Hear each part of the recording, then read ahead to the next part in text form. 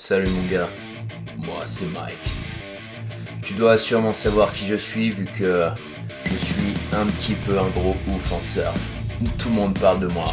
Je suis ce qu'on appelle le killer du spot. Je sais tout sur tout et les autres sont tous des gros cooks.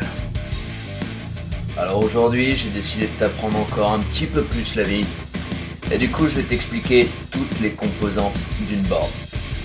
D'ailleurs, board, ça veut dire planche, si t'es pas bilingue.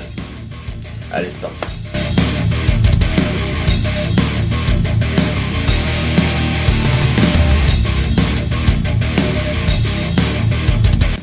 Alors, avant toute chose, parce que je sais que tu es un killer de spot comme moi, eh bien, abonne-toi et like cette vidéo. Ça me permettra de continuer à faire des vidéos de ouf, des vidéos de ce genre, et partager mon savoir, qui est exceptionnel. Alors première chose, sur une planche de surf, tu as ce qu'on appelle l'outline. Alors attention, faut le dire avec l'accent parce que c'est beaucoup plus stylé. L'outline, c'est tout simplement la forme de la planche, sa silhouette. On pourra dire aussi le shape. Regarde ça, cette beauté. C'est la typicité de la board. C'est pas mal comme mot ça, typicité. Typicité. Alors ensuite tu as le nose. Nose, ça veut dire nez. Donc si tu as des noses ronds, un petit peu comme ça, bah, c'est plutôt pour les mecs gentils. Et puis sinon tu as les noses pointues comme ça. Ça c'est pour les mecs, tu vois, super agressifs. C'est les mecs, tu vois, qui cassent le spot, qui déchirent tout, quoi, tu vois. Après tu as le tail. Le tail, c'est le cul de la planche. T'as des culs, tu vois, en forme de poisson comme ça. Ça s'appelle les fishtails. Après, t'as des petits culs. Des petits culs en forme de poisson toujours. Ça s'appelle les swallowtails. T'as des culs ronds. Ça s'appelle les roundtails. T'as des culs pointus. Ça s'appelle les pintails. T'as des culs qui sont entre ronds et carrés. Ça s'appelle les squashtails. Bref, je te ferai une petite vidéo plus tard, si t'es sage. Ensuite, tu as les rails. Non, je déconne, je parle pas de ça. Je te parle plutôt des parties latérales de la planche. Lateral parties. Non, pas ça non plus.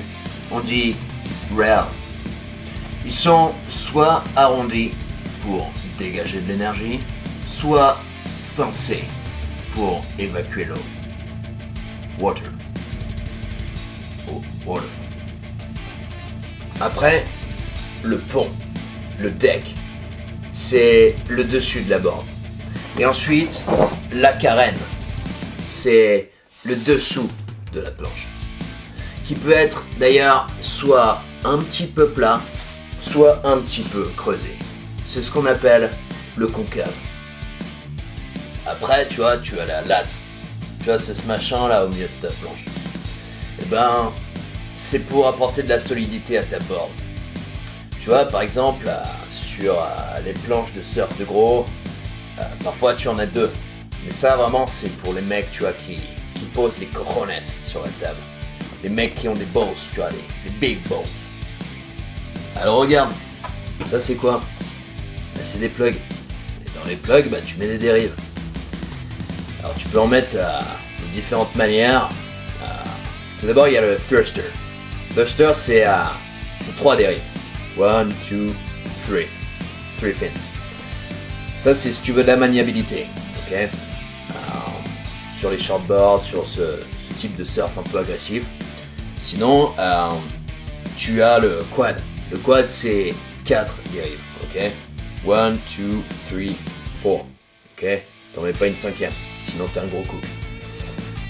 Ensuite t'as le twin. 1, 2. Plutôt sur tu vois, le type de fish. Truc un peu old school. Ok. Et sinon tu as le single. Single, alors ça c'est plus sur des planches single. Ça s'appelle comme ça, qui ont un shape single. Ou alors sur des longboards. Ça c'est vraiment si t'es un hipster à moustache. Et tu veux surfer en mode cruising, coulé. Et enfin, tu vois, t'as le leash. Alors le leash, c'est pas de l'alcool, c'est ça.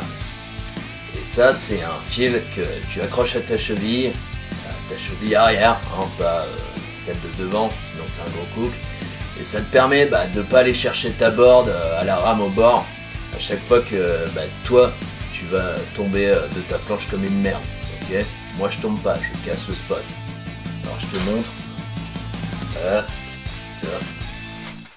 Hop, je prends mon leash, je le mets là. Ah, et tu vois là ça tient quoi. Tu vois. Voilà, écoute, c'est la fin de cette vidéo.